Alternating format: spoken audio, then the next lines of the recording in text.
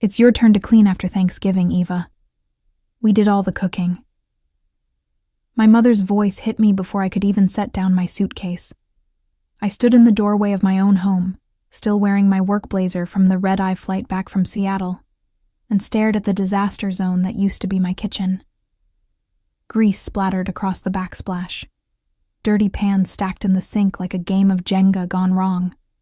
Food crusted onto my grandmother's china plates that I kept for special occasions. The smell of stale turkey and something burnt hung in the air like an accusation.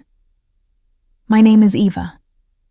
I am 31 years old, and I own a 3-bedroom townhouse in Columbus, Ohio, that I purchased 4 years ago after working myself half to death as a logistics coordinator for a major shipping company.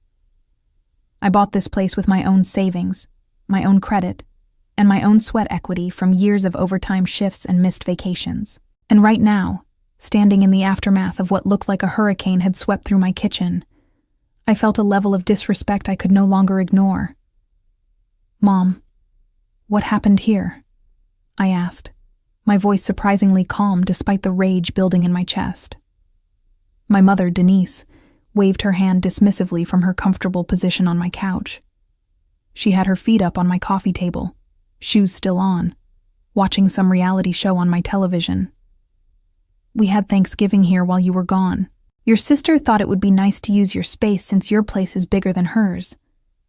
I blinked. "You had Thanksgiving here, without asking me." "Oh, don't be dramatic," my sister Kendra called from somewhere deeper in the house. I heard her footsteps coming down the hallway, and she appeared wearing what I recognized as one of my bathrobes. "You were gone anyway. What were you going to do? Let the house sit empty?" Yes, that was exactly what I was going to do, because it was my house. I walked slowly into the kitchen, taking in the full scope of the destruction. My refrigerator door hung open, revealing empty shelves where I had left groceries before my trip. The food I had purchased for myself was gone, consumed, used without permission in a celebration I was not invited to attend. "Who was here?" I asked, opening a cabinet to find it similarly ransacked. "Just family," my mom said. "Your Aunt Patricia, Uncle Jerome, the cousins, Kendra's boyfriend Derek. Maybe 30 people total. 30 people. In my home, eating my food, using my dishes, and no one thought to ask me." I turned to look at my mother, really look at her, and saw what I had been refusing to see for years. The entitlement written across her face. The complete lack of awareness that she had done anything wrong. To her, my home was simply an extension of family property, available whenever she deemed it necessary. "When did you get a key?" I asked, though I already knew the answer.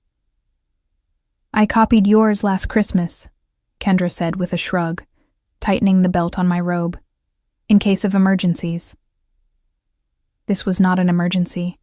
This was an invasion. I thought about the business trip I had just returned from. 3 days in Seattle negotiating contracts, sleeping in budget hotels, eating airport food because the company's travel allowance was pathetic. I had worked through Thanksgiving Day itself, sitting alone in a conference room reviewing shipping manifests while my colleagues went home to their families. I had comforted myself with the thought that at least my house would be peaceful when I returned. Quiet. Clean. Instead, I came home to chaos, and 2 women who saw absolutely nothing wrong with what they had done. "The least you can do is help clean up," my mother continued, still not moving from the couch. "We did all the hard work of organizing and cooking. Cleaning is your contribution." My contribution. To a party I did not host, did not attend, and did not consent to happening in my own home. I set my suitcase down carefully, very carefully, because if I did not control my movements, I was going to start throwing things. I walked past the kitchen into my living room, noting the stains on my carpet, the ring marks on my wooden end tables from drinks placed without coasters. I saw the pillow from my bedroom tossed carelessly on the floor, a blanket I did not recognize draped over my armchair. "Are you staying here?" I asked, the words coming out flat. "Just for a few days. Kendra said. "My apartment is being fumigated. Didn't I tell you?" She had not told me. She had not told me because she knew I would have said no, and Kendra had never been good at hearing that word. I looked at my mother, who had finally turned her attention from the television to study my face. Something flickered in her expression, perhaps a recognition that I was not responding the way she expected. Usually by now I would have sighed, accepted my fate, and started scrubbing. That was the role I had played in this family for as long as I could remember. But something had shifted during that lonely Thanksgiving in Seattle. Something had cracked. "I need to take a shower," I said quietly. "Then we're going to talk about this." I walked past them both, feeling their eyes on my back, and closed my bedroom door behind me. Standing under the hot water, I let myself think about all the years they had treated my home as their free event venue. The pattern was so clear now, illuminated by the harsh light of this latest violation. It had started small, as these things always do. When I first bought the townhouse, my family celebrated with me. My mother brought over a casserole. Kendra helped me unpack boxes, and for one brief moment, I felt like we were a normal family capable of normal interactions. But that moment passed quickly, replaced by something else entirely. The first request came a month after I moved in. Kendra needed a place to host her birthday party because her apartment was too small. Could she please use my place? Just this once? I said yes, because that is what sisters do. She promised to clean up afterward. She did not clean up afterward. Then my mother decided my house was the perfect location for Easter dinner. My kitchen was bigger, she explained. My dining room could seat more people. And besides, did I not want to contribute to family gatherings? I said yes, because that is what daughters do.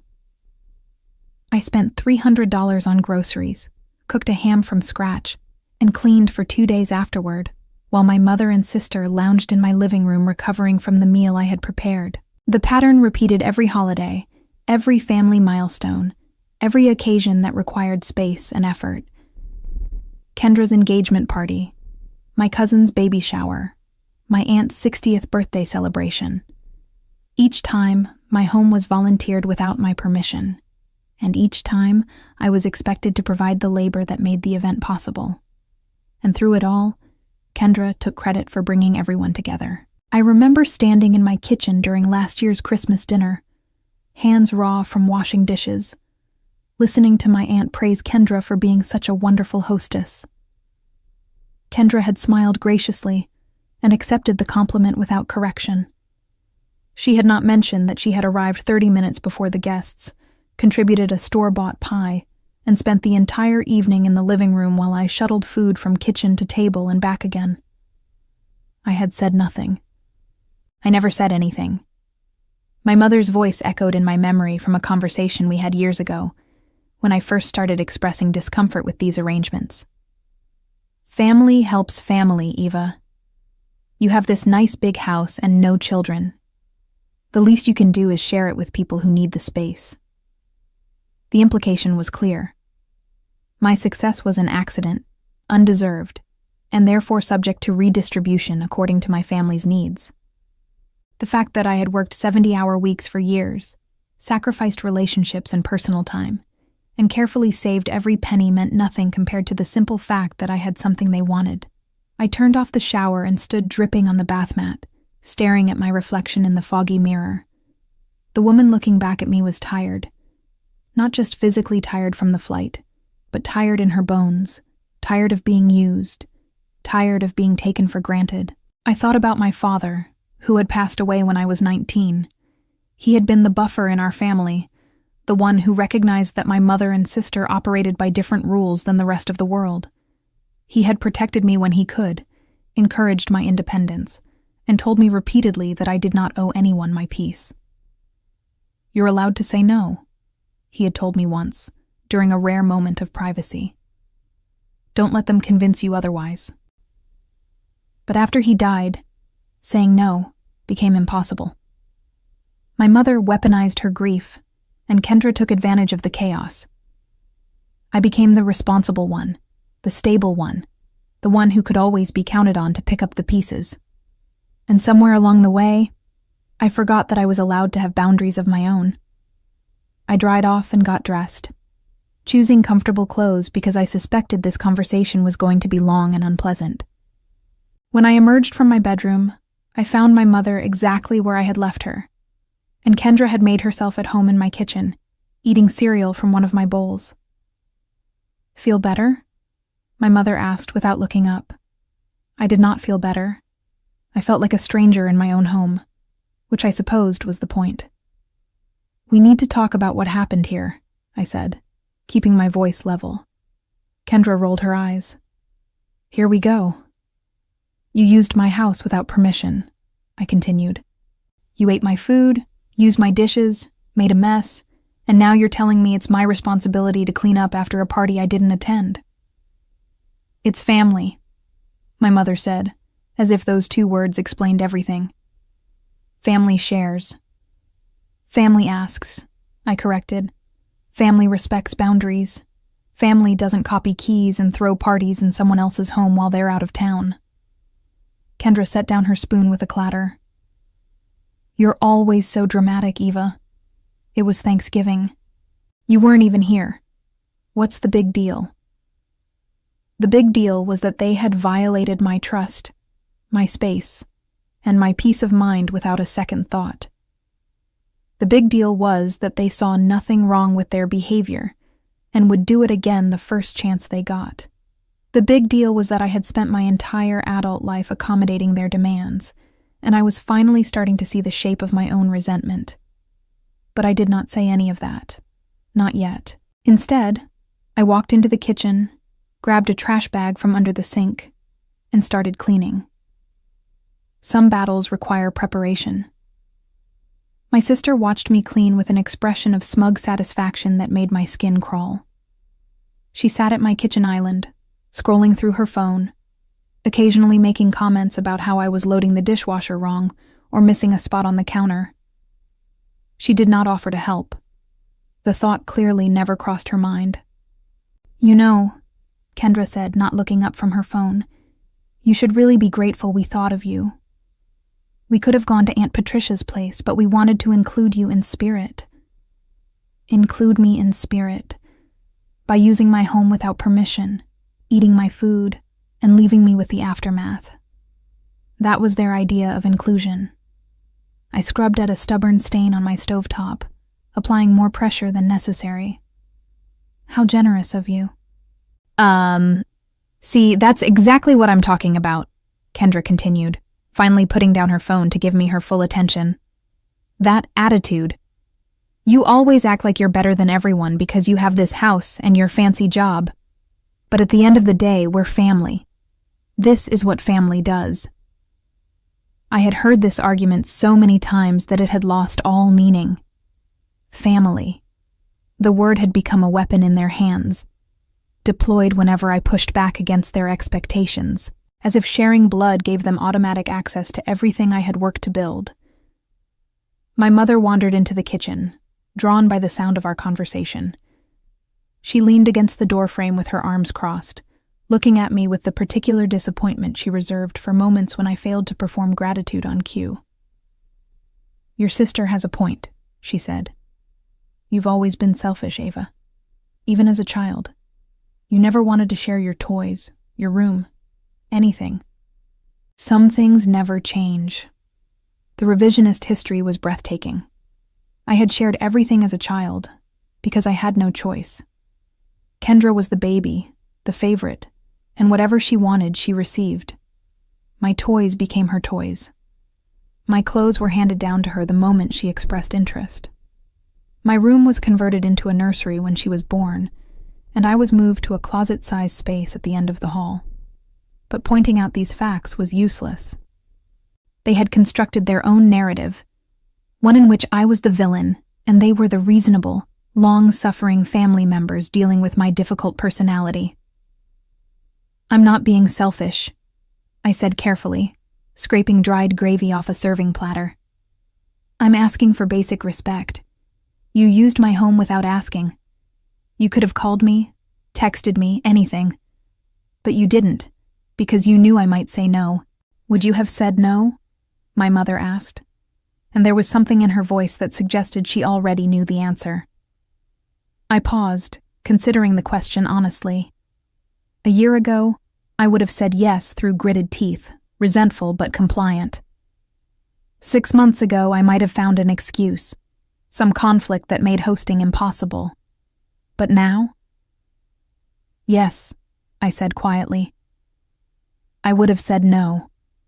Because I was alone in a hotel room eating a sandwich from a vending machine while you were here, in my house, celebrating without me. Something flickered across my mother's face, quickly suppressed. For a moment, I thought I saw guilt. But then her expression hardened, and I realized I had made a tactical error. I had shown vulnerability, and in my family, vulnerability was weakness to be exploited. See, that's the problem, Kendra said, standing up from the island. You're jealous. You're always jealous of the bond Mom and I have.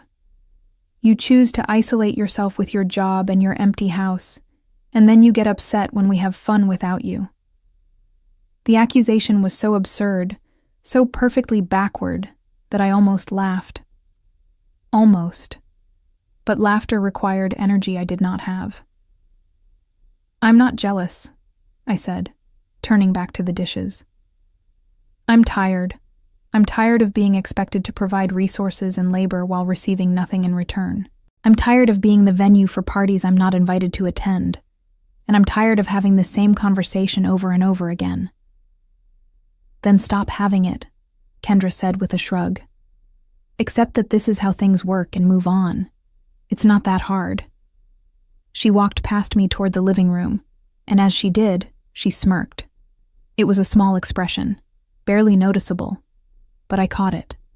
That smirk contained everything I needed to know about how my sister viewed our relationship. I was a resource, a convenience, a person whose boundaries existed only as obstacles to be overcome. We're not leaving, by the way, she added over her shoulder. My apartment won't be ready until Monday, so you'll have to deal with us for a few more days. I stood frozen in the kitchen, dirty platter still in my hands, processing her words. She had not asked if she could stay. She had informed me of her intention to occupy my home, as though it were a foregone conclusion, and my mother, still leaning in the doorway, nodded in agreement. It's the least you can do, my mother said. After the fit you're throwing about one little party. Honestly, Eva, I raised you better than this. She had not raised me at all, really. After my father died, I had raised myself, working 2 jobs through college while she spent his life insurance money on lottery tickets and home shopping network purchases. But that was another fact destined to be ignored, another piece of reality that did not fit their preferred narrative. I set down the platter and looked at them both. My mother, comfortable in her entitlement. My sister, confident in her ability to walk all over me. They genuinely believed they had the right to occupy and destroy my space whenever they wanted. The realization settled into my bones like ice water. I had spent years hoping they would change, would recognize my contributions, would treat me with basic decency. But standing in my destroyed kitchen, looking at 2 people who saw nothing wrong with their behavior, I finally understood. They would never change. The only thing I could change was myself. I'm going to finish cleaning, I said quietly. We'll talk more later. I turned back to the sink, and they retreated to the living room, satisfied that they had won another round in our endless war. They had no idea that I was already planning my next move. The next morning, I tried a different approach. I woke early, before my mother and sister stirred, and assessed the remaining damage to my home with fresh eyes. The kitchen was mostly clean now, thanks to 3 hours of scrubbing the night before, but the living room still bore the evidence of their celebration. Stains on the carpet, scratches on my coffee table, a mysterious sticky substance on my television remote that I decided not to investigate too closely. I made coffee and sat at my kitchen island, thinking about how to handle the situation. Perhaps I had overreacted the day before. Perhaps if I approached them calmly, reasonably, They would understand my perspective and agree to help restore my home to its previous condition. Perhaps family could still mean something other than obligation and exploitation. When Kendra wandered into the kitchen around 10, still wearing my bathrobe, I was ready with my carefully prepared speech. "Good morning," I said, keeping my voice pleasant. "I was thinking we could tackle the living room together today. If we all pitch in, it shouldn't take more than a couple hours." Kendra blinked at me, reaching for the coffee pot. "Pitch in? For what?" "The cleaning," I said patiently. "There's still a lot of work to do from the party." She poured herself a cup of coffee, added sugar from my container, and took a long sip before responding. "That's really not my thing, Eva. I'm more of a delegator than a doer." "But it was your party," I pointed out. "You organized it. You invited people to my home. Don't you think you should help clean up the mess?" Kendra set down her mug with a dramatic sigh. "Here we go again. Look, I don't know why you're making such a big deal out of this. You weren't using the house. We put it to good use. End of story." My mother appeared in the kitchen doorway, attracted by the sound of our voices. She was fully dressed, which surprised me until I noticed her purse on her shoulder. "We're going to brunch," she announced. "That nice place on 5th Street. You can drop us off on your way to the grocery store." I stared at her. "Drop you off? Grocery store?" "Well, yes. There's nothing to eat here. You'll need to restock if we're staying through the weekend." The audacity was stunning. They had eaten everything in my refrigerator, made no offer to replace it, and now expected me to chauffeur them to brunch before spending my own money to feed them for the next several days. "I'm not going to the grocery store," I said slowly. "And I'm not dropping you anywhere. You have legs. You can walk." My mother's expression shifted from expectation to irritation. "Don't be difficult, Eva. The restaurant is 20 minutes away. Then call a ride share. You have phones." Kendra rolled her eyes so hard I was surprised they did not get stuck. "God, you're being so ungrateful. We chose to spend our holiday here, in your house, because we wanted to include you. And this is how you thank us?" "Include me?" I repeated, my voice rising despite my intention to stay calm. "You threw a party in my house while I was 1,000 miles away working. How exactly is that including me?" "You could have been here," Kendra shot back. "You chose your job over family, as usual." "I didn't choose anything. I had a mandatory business trip. I didn't have a say in the timing." "There's always a choice," my mother interjected. "You could have told them no, but your job is more important to you than your family. It always has been." The circular logic was dizzying. They were blaming me for not attending a party I did not know was happening, in my own home, that they had organized without my knowledge or consent. And somehow, in their minds, this made me the villain. "Let me get this straight," I said, gripping the edge of the counter to ground myself. "You're upset with me for not being at a party you didn't tell me about, in my house, that you didn't ask permission to throw. And because I wasn't there, it's now my responsibility to clean up the mess and buy groceries to feed you for the rest of the weekend." "That's a very negative way to look at it," my mother said. "But essentially, yes. Hosting is your responsibility since you have the resources. You make more money than your sister. You have this big house. The least you can do is share." There it was again. The least I could do. As if everything I had ever done for them counted for nothing. As if my years of labor, my countless sacrifices, my endless accommodation of their demands were invisible. The least I could do was always more than I had already given.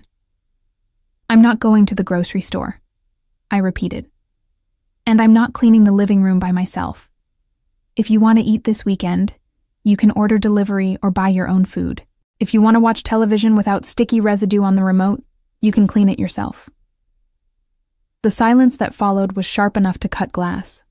My mother and Kendra exchanged a look. The kind of look that contained entire conversations, built on years of shared assumptions about who I was and how far I could be pushed.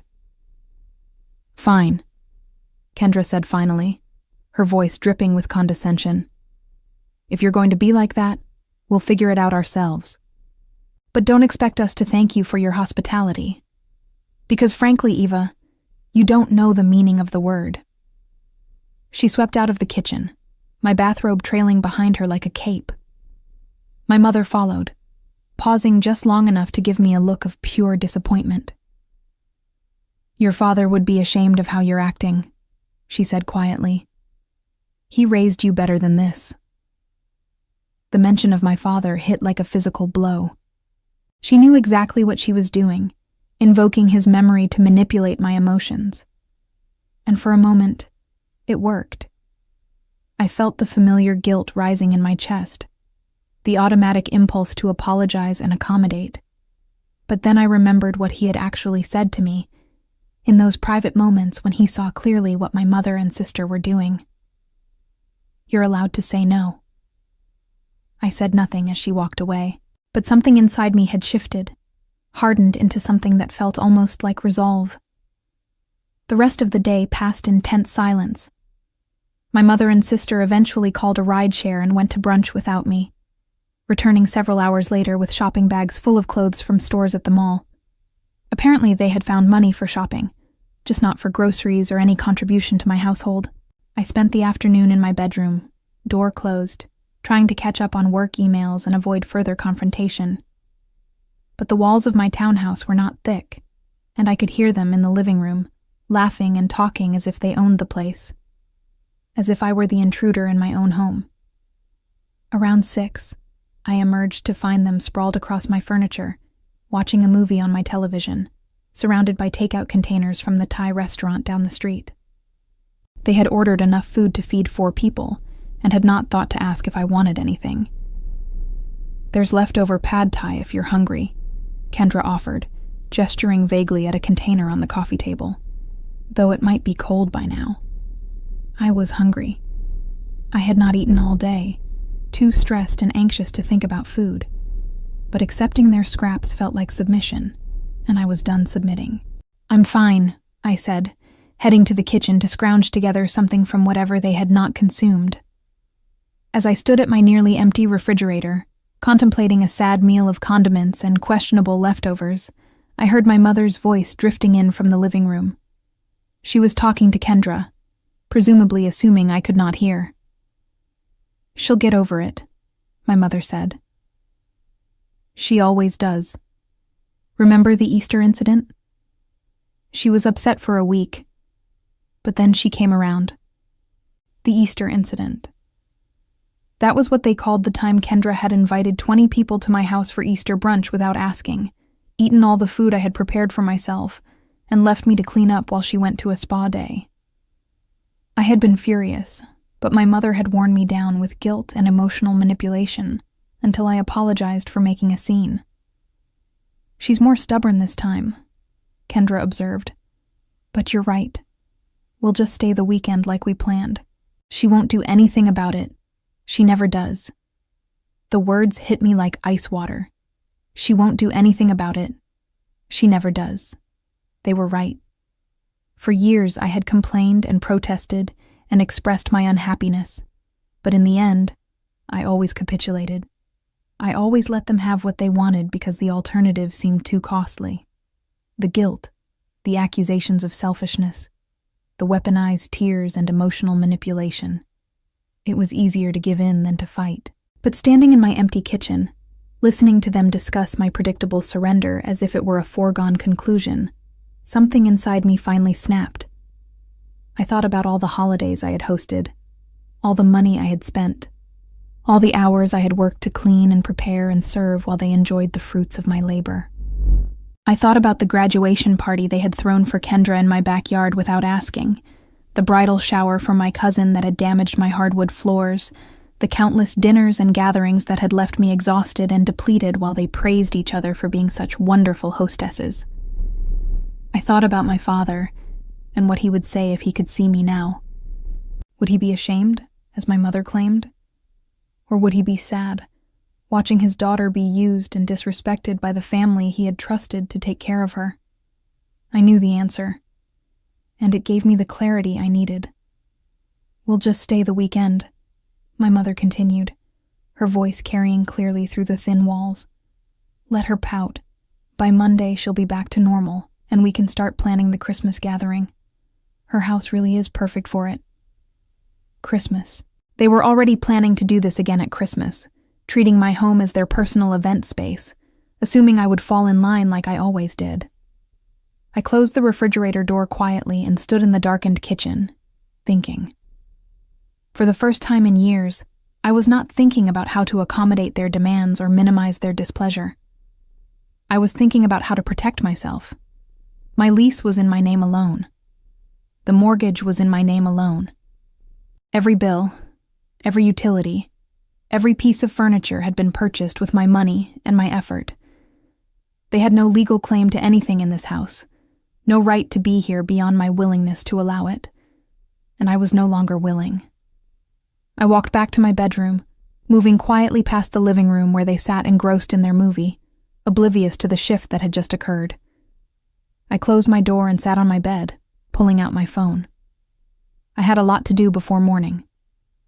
The next day was Saturday.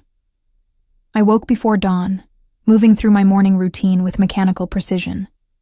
Shower, dress, coffee. I kept my movements quiet, not wanting to alert my mother and sister to the fact that I was awake. They had stayed up late the night before, talking and laughing in my living room until well past midnight. I had heard them through my bedroom wall, discussing people I did not know, events I had not attended, a life that had continued without me while I worked to pay for the house they were enjoying. Around 7, I heard Kendra's alarm go off, followed by mumbled complaints and the sound of her getting up to use the bathroom. My mother was still asleep, her snores audible from the guest room she had claimed as her own. "We're going out for breakfast," Kendra announced when she emerged, dressed in clothes she had apparently borrowed from my closet. "That diner on Maple Street, Mom's craving pancakes." I nodded, keeping my expression neutral. "Sounds nice."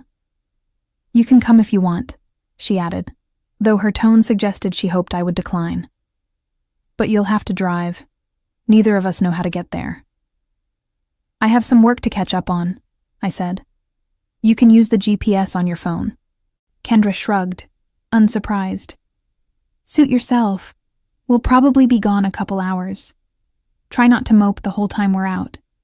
I watched her wake our mother, listened to them get ready, heard them call another rideshare since neither of them had a car. When the door finally closed behind them, I waited exactly 3 minutes to make sure they were truly gone.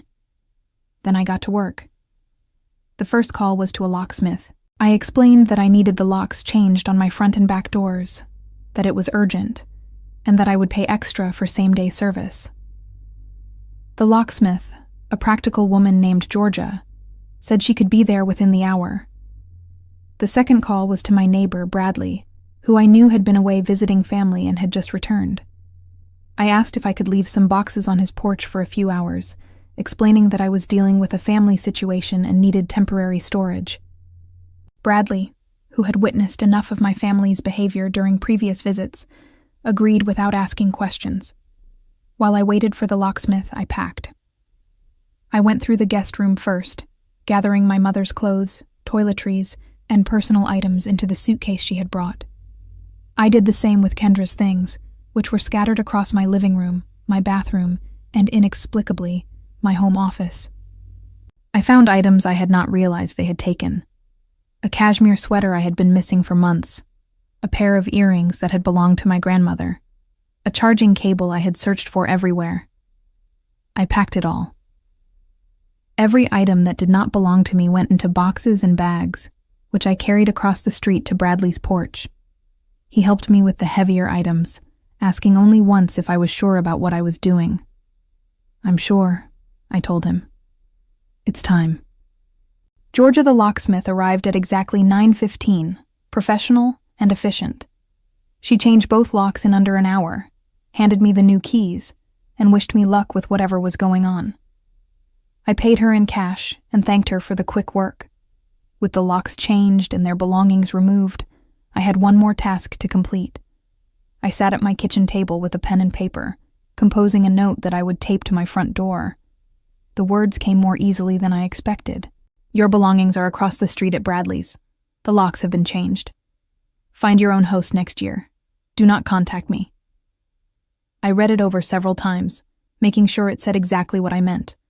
Clear, direct, final. No room for negotiation or manipulation.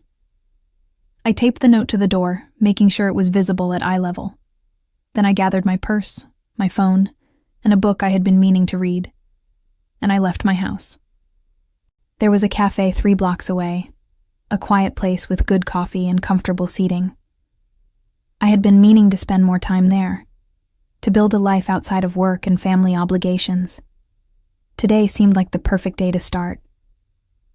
I walked there slowly, breathing in the cold November air, feeling lighter than I had in years.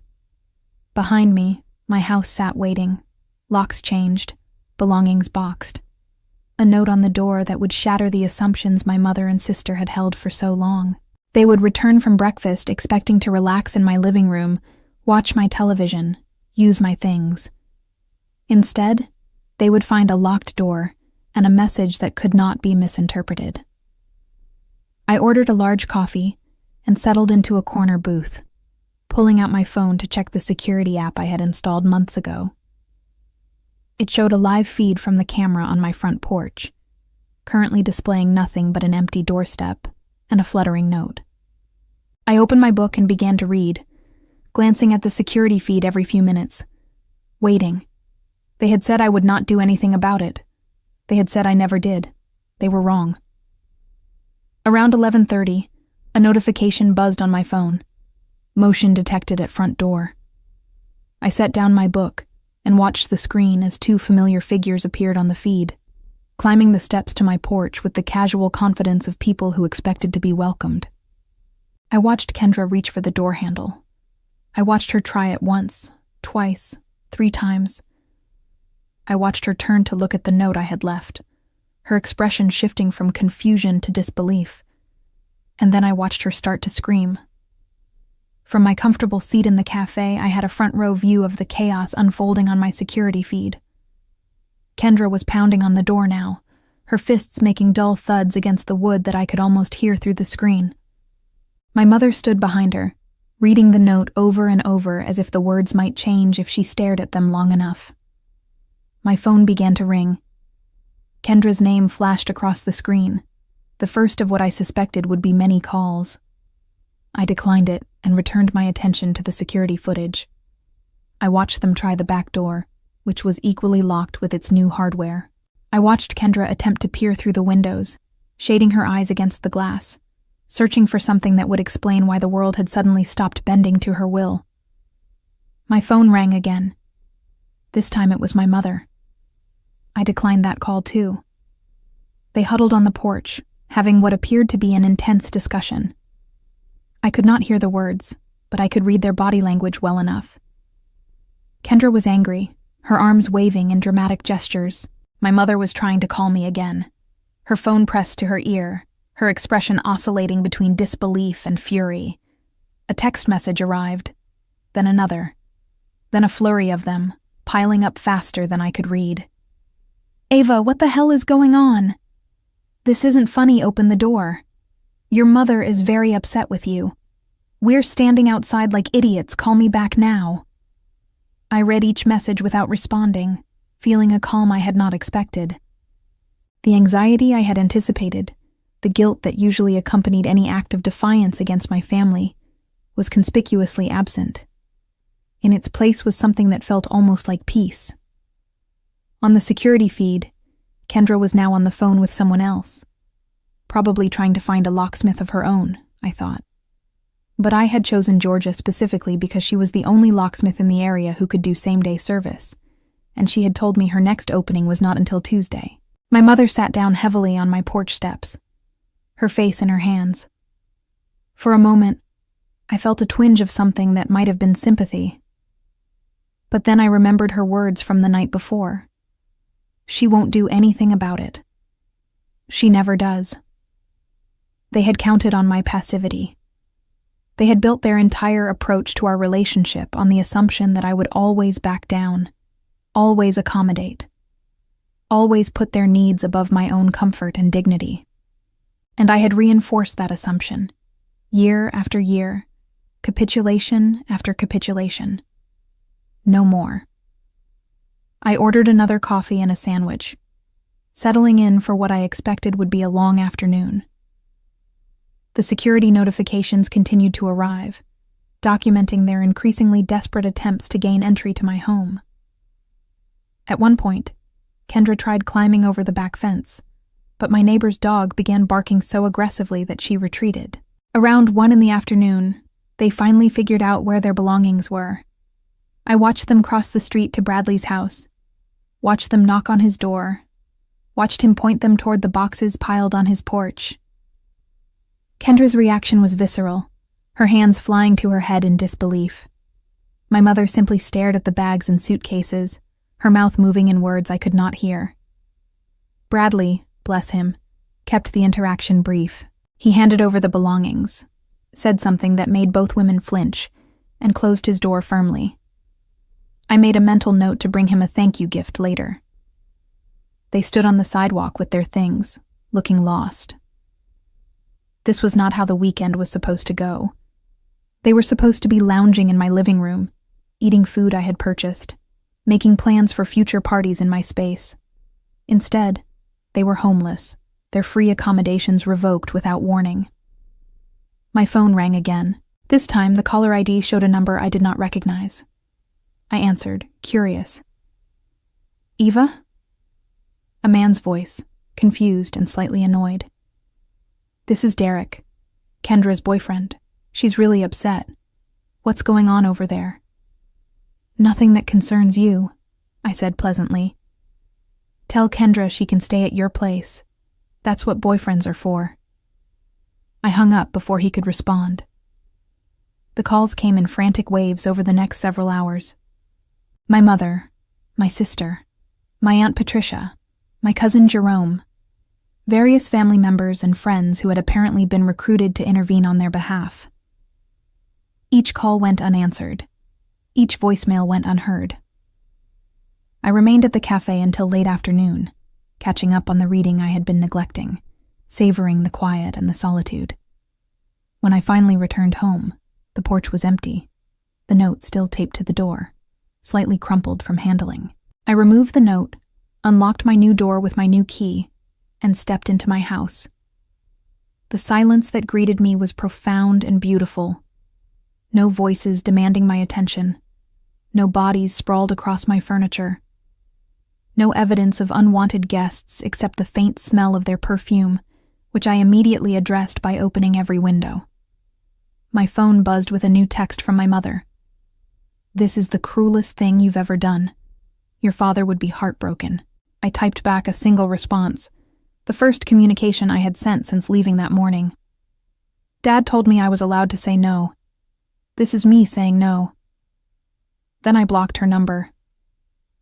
The next text came from Kendra, increasingly hysterical as the reality of her situation became clear. You can't do this. We're family. Where are we supposed to stay? Mom is crying. This is your fault. Answer me, Ava. I know you can see these. I blocked her number too. By evening, I had blocked every family member who had attempted to contact me, a list that included people I had not spoken to in years, but who had apparently been activated by my mother's call to arms. The silence that followed was golden. I made myself dinner, a simple meal of pasta and vegetables that I ate at my own kitchen table, in my own clean kitchen. I watched television in my own living room, on my own couch, without anyone commenting on my choice of program. I took a long bath in my own bathroom, using products that had not been touched by uninvited hands. For the first time in as long as I could remember, I felt at home in my own home. The next morning, Sunday, brought a new development. A letter had been slipped under my door sometime during the night, hand-delivered by someone who had not been deterred by the late hour. I recognized my mother's handwriting on the envelope. Inside was a long, rambling letter that alternated between guilt trips and accusations, I had destroyed the family. I had abandoned my responsibilities. I had broken my mother's heart and ruined Thanksgiving forever. There were references to everything she had sacrificed to raise me, conveniently omitting the fact that my father had been the primary caregiver and breadwinner until his death. At the bottom, almost as an afterthought, was a single question. Where are we supposed to go for Christmas? I read the letter twice, then fed it through my paper shredder. The answer to her question was simple, though she would not like it. She could go anywhere she wanted, as long as it was not my house. Those days were over. The rest of the weekend passed peacefully. I cleaned the remaining traces of their occupation from my home, scrubbing floors and washing linens until every surface sparkled. I rearranged furniture, reclaiming spaces they had colonized. I changed the passwords on my streaming services and made an appointment to get my spare key back from the neighbor who had agreed to hold it for emergencies. Monday morning, I returned to work with a clarity I had not felt in years. My colleagues noticed the difference, commenting on how relaxed I seemed, how confident. I accepted their observations without explanation, knowing that some transformations are too personal to share. The weeks that followed were not without challenges. My extended family, fed a distorted version of events by my mother and sister, attempted various interventions. There were phone calls from aunts demanding explanations, emails from cousins expressing disappointment, and one memorable voicemail from my Uncle Jerome, calling me names that I would not repeat in polite company.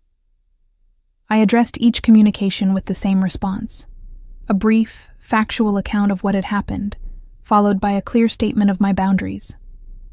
Those who accepted my explanation were welcomed to maintain contact. Those who did not were blocked along with the others.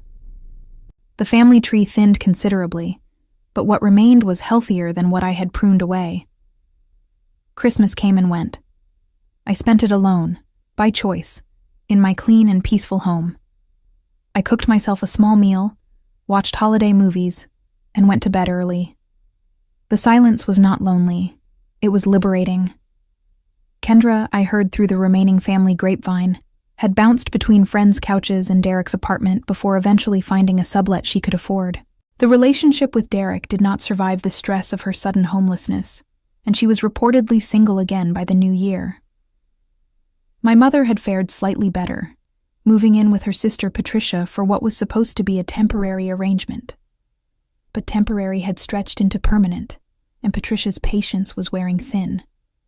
There were rumors of arguments, of resentments building, of a household on the verge of fracturing. These developments reached me secondhand, through casual mentions from the few family members who still spoke to both sides. I listened without comment, without satisfaction, but also without guilt. Their consequences were their own, the natural result of choices they had made, and attitudes they had cultivated over years of entitlement and disrespect. As for me, I thrived. Without the constant drain of family obligations and the emotional labor of managing their expectations, I found energy I had not known I possessed. I received a promotion at work, recognition for contributions that had previously gone overlooked while I was distracted by family drama. I started exercising regularly, joined a book club, made friends who valued my company rather than my resources. I even began dating again, something I had avoided for years because I never had the time or emotional bandwidth. The man I met was kind and respectful, interested in who I was rather than what I could provide. He asked before borrowing things and cleaned up after himself without being prompted. These basic courtesies, which should have been unremarkable, felt revolutionary after a lifetime of family members who believed everything I had was communal property. The final confrontation came 6 months later, at a funeral for a distant relative I barely remembered. My mother approached me during the reception, her face older and more tired than the last time I had seen her. "I hope you're satisfied," she said quietly. "You've destroyed this family."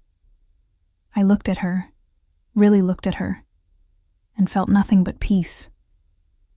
"The family was already destroyed," I replied. "I just stopped pretending otherwise." She had no response to that. She turned and walked away, and I let her go. As for the lasting consequences of their choices, Kendra's constant housing instability eventually caught up with her. Her credit score tanked from unpaid bills and broken leases, making it nearly impossible to rent anywhere decent.